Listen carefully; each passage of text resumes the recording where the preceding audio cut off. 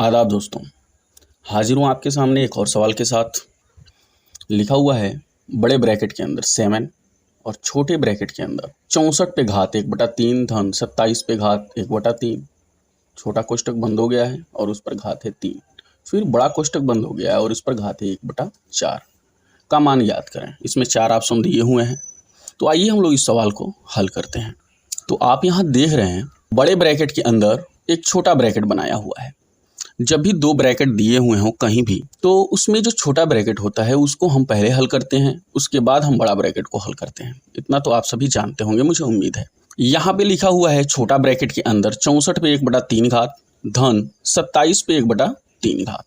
हमने आपको बताया है कि अगर किसी नंबर पे घात लिखे हो, जैसे मान लीजिए कि हमने लिखा है 6 पे कितना घात 1/3 घात, इसका मतलब ये हुआ तीसरे मूल की कौड़ी के अंदर 6, यानी कहीं भी तीसरे मूल के कौड़ी के अंदर कोई पद लिखा हुआ है तो आप उसको लिख सकते हैं उस पद पे तीसरे मूल की कौड़ी के लिए 1/3 घात।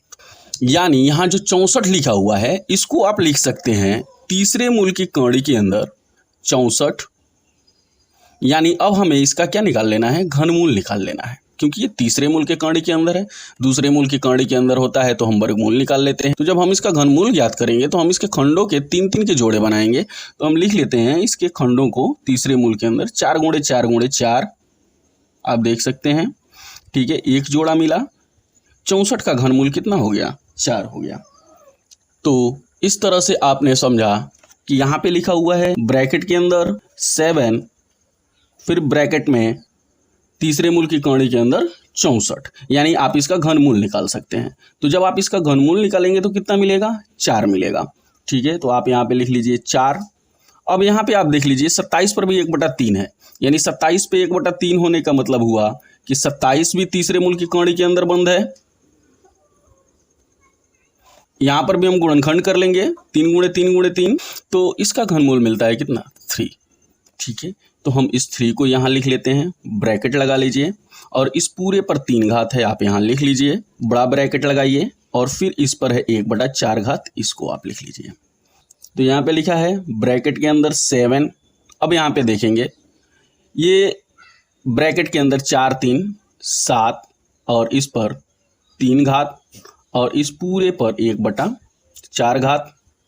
अब इसे आप लिख सकते हैं 7 × 7 पे पावर 3 और इस पूरे पर 1/4 घात। अब आप यहाँ देखेंगे ये दोनों के आधार समान हैं, यानी 7 यहाँ भी है 7 यहाँ भी है, इस 7 पे 3 घात है और इस 7 पे 1 घात है। तो जब आधार समान हो तो घात जुड़ जाते हैं, यानी ये हो जाएगा आपका 7 पे पावर 4, यानी 3 घातीय 1 घातीय मिला के हो गया 4 घात और इस पूरे पर 1/4। अब आप यहाँ आगे देख सकते हैं जब इस तरह से लिखा हो, घात पे कोई घात लिखा हो, यानी ऊपर वाले दोनों घातों का क्या हो रहा है, मल्टीप्लाई हो रहा है इस तरह से। ठीक है, तो 4 से 4 कैंसिल हो गया, यानी 7 पे कितना बचा, 1 घात बचा। ठीक है, आप ऐसे समझ सकते हैं 4 × 1/4।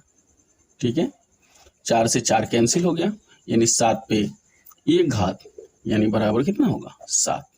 तो इस तरह से आपने देखा कि इस सवाल का ऑप्शन नंबर ए सही है। धन्यवाद।